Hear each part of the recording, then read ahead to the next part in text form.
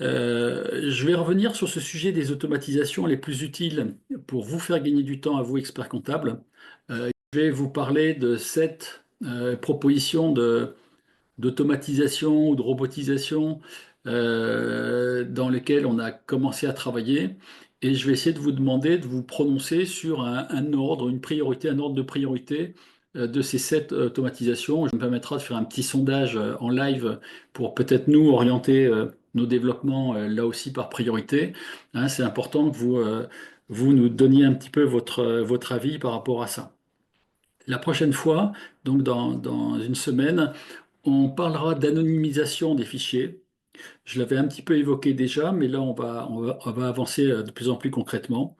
On parlera de gains de temps liés à ces automatisations à nouveau, et on parlera de préservation de votre santé, étant entendu que là, vous faites souvent des journées très importantes, hein, avec de la pression, avec voilà, beaucoup de rendez-vous. Voilà, il faut être en forme.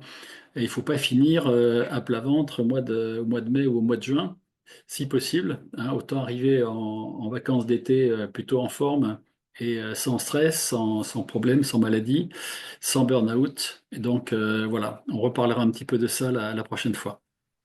Alors, au niveau des actualités de l'IA générative, il y a quelque chose qui est intéressant. Alors, c'est un peu technique, hein, mais je vous en parle quand même, sans qu'on aille trop loin dans l'explication. Mais depuis assez longtemps maintenant, dans les outils SaaS, on parle d'API, hein, donc de sortes de petits protocoles qui permettent à deux logiciels de se parler, hein, de s'envoyer des informations, de se parler, et donc d'être en communication pour éviter des imports, des exports, des ressaisies, toutes sortes de choses. Bon, c'est très bien les API. Nous, on fait partie des gens qui en mettons en place, d'ailleurs beaucoup en ce moment.